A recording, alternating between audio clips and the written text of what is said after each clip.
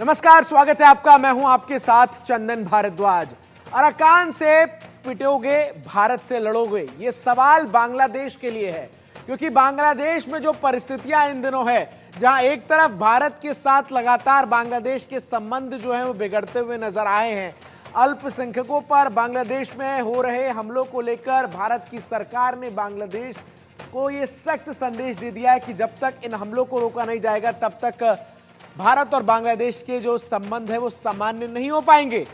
और बांग्लादेश एक तरफ जहां भारत से सटी तमाम सीमाओं पर सुरक्षा बलों की तैनाती कर रहा है, तो इन सबके बीच एक बड़ी खबर सामने आई है जहां बांग्लादेश की नापाक हरकत नजर आई है और यूनिस सरकार के सलाहकार ने एक विवादित नक्शा दिखाया है।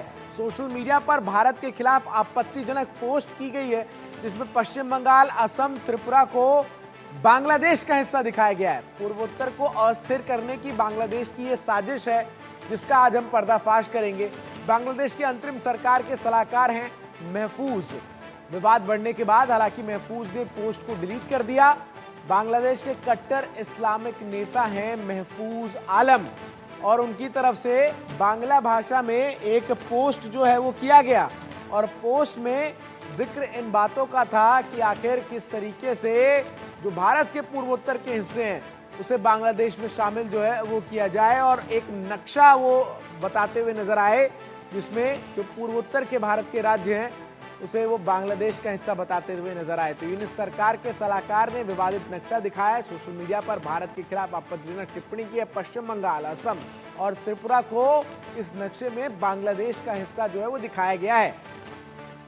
तो बांग्लादेश में एक तरफ कट्टरपंथी लगातार अपने पैर पसारते हुए नजर आ रहे हैं, तो अब कट्टरपंथियों का दबदबा सरकार में किस कदर है, इसका अंदाजा आप इस बात से लगाइए कि जो कट्टरपंथी हैं यूनिस सरकार में, वो अब यूनिस सरकार के एजेंडे को तय कर रहे हैं।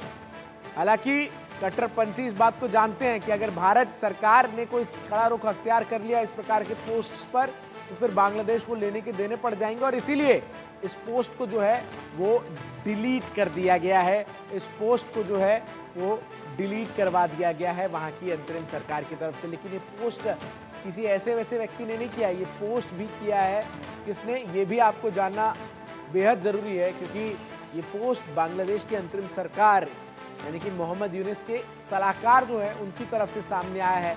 और ऐसे में बड़ा सवाल है कि क्या मोहम्मद यूनिस का भी स्टैंड जो है वो बांग्लादेश में मौजूदा हालातों को लेकर यही है जो इस वक्त नजर आ रहा है।